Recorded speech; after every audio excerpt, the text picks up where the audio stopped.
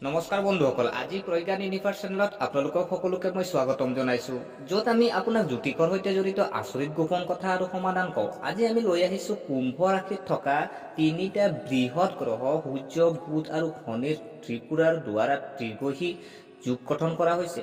এই ত্ৰিগ্ৰহী যোগ গঠন হৈছে যিয়ে 5 ৰাশিৰ লোকক উপকৃত কৰিবলৈ গৈ আছে। জ্যোতিষীসকলে কৈছে যে কুম্ভ ৰাশিত গঠিত ত্ৰিগ্ৰহী যুগৰ দ্বাৰা কোন 5টা ৰাশিয়ে উপকৃত হ'ব। ত্ৰিগ্ৰহী যোগে বৃষ ৰাশিৰ জাতক জাতিকাৰ বাবে শুভ হ'ব।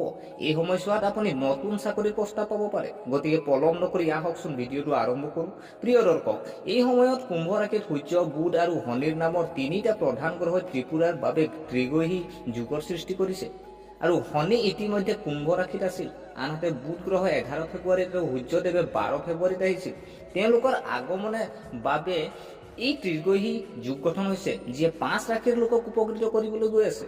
তিৰুপতিৰ জ্যোতিষ কৈছে যে কুম্ভ ৰাশিত গঠিত ত্ৰিগ্ৰহী যুগৰ দ্বাৰা কোন 5টা ৰাশিয়ে উপকৃত হ'ব।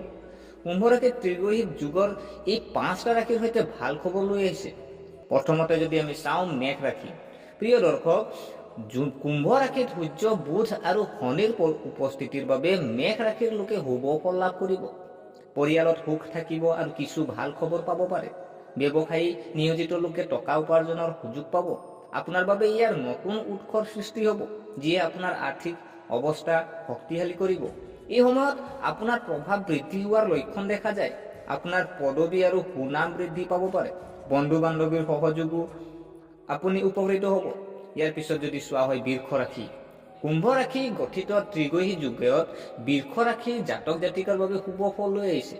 এই সময়ছোৱাত আপুনি নতুন চাকৰিৰ প্ৰস্তাৱ পাব পাৰে, আনহাতে নিবনুৱা লোকে কৰ্মসংস্থাপন পোৱাৰ সকলো সম্ভাৱনা আছে। ইয়াৰ মাজতে হঠাৎ আপুনি আৰ্থিক লাভ পাব।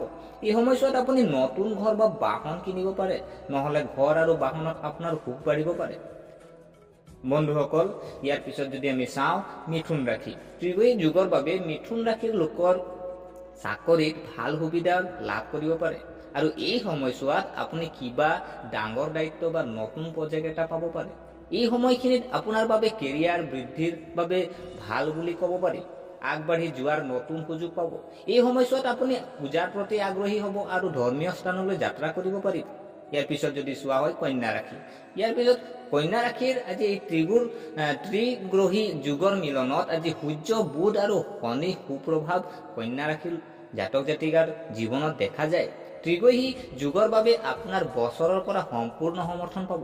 আপোনাৰ কামৰ শলাগ লোৱা হ'ব। এই সময়ছোৱাত ডাঙৰ কোম্পানী এটাৰ পৰা নতুন চাকৰিৰ প্ৰস্তাৱ আহিব পাৰে। আপোনাৰ দৰমহা বৃদ্ধি হোৱাৰ আশা কৰা হৈছে।